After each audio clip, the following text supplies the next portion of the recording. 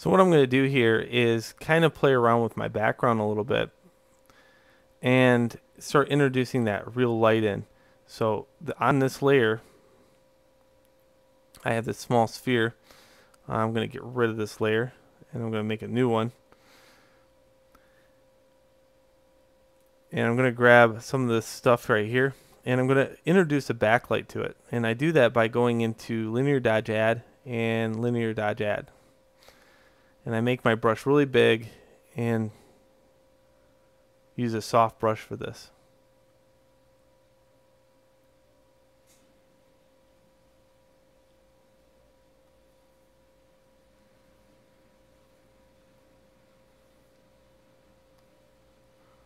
Okay. I'm also going to introduce that yellow light here, but that's going to be up here.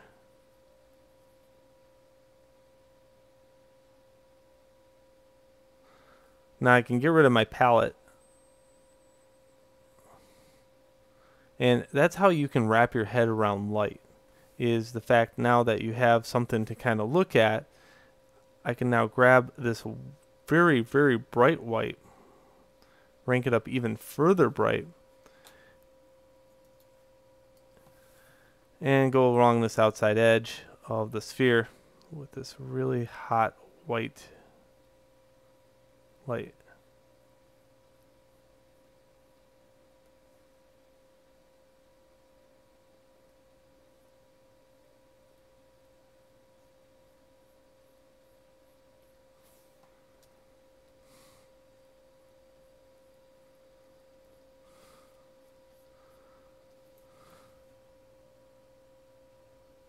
And that makes an incredible amount of depth. Also, I want to grab some of this black and go back to normal. Notice I was on linear dodge add there. And just kind of shade in some of this color over on this side.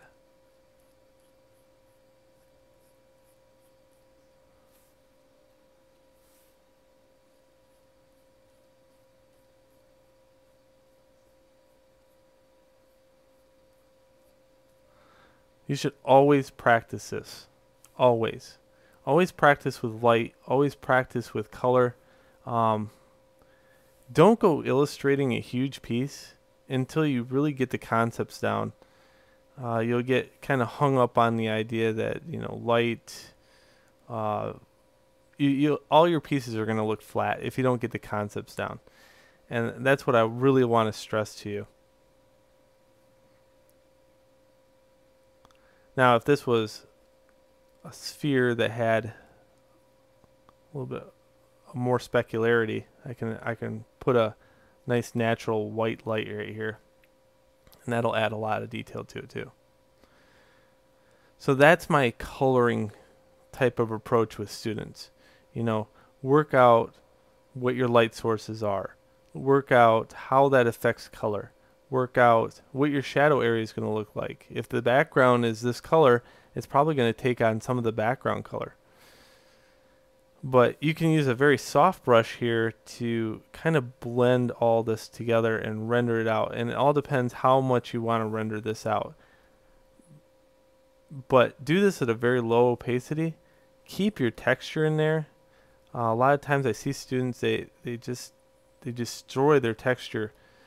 And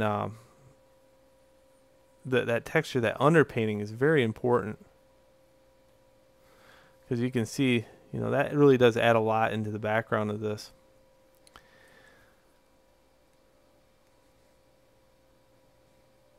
All right, so that is my color workflow. Enjoy. That's all I'm going to go into as far as color goes. And please move on to the next video.